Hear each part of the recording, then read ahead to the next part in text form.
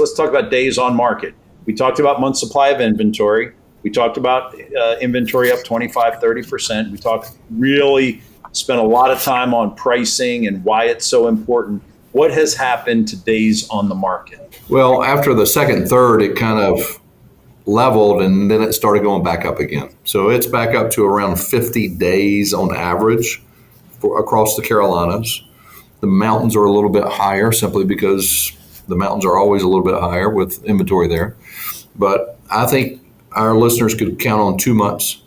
And what I always find fascinating about days on market, when you talk about days on market is a success stat. You must have a contract in order for me to give you the days on market. So if I say it's 50 days on market average, that means the seller priced it right, conditioned it right to get a good offer in 50 days or less. There's probably another stat, which I don't know, of those who didn't price it right and don't condition, who are just still sitting there.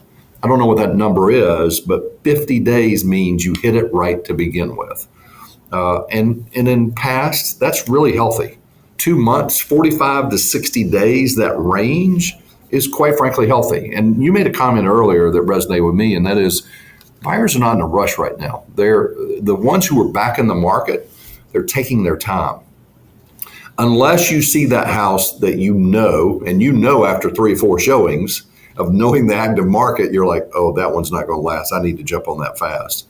The house I gave you the example of Greensboro that had 9 offers. Everybody knew $295 on that house was priced right and it wouldn't last. You'll know. But if you're not priced right, the buyers have no motivation. They may like your house, but it's going to take a little longer. And that has seeped into the trend a little bit that just is taking a little bit of time. Because you think about it, 3 years ago, we were probably average 14, 15, 16 days on the market. Now we're at 50. But again, it's normalized to a good rate.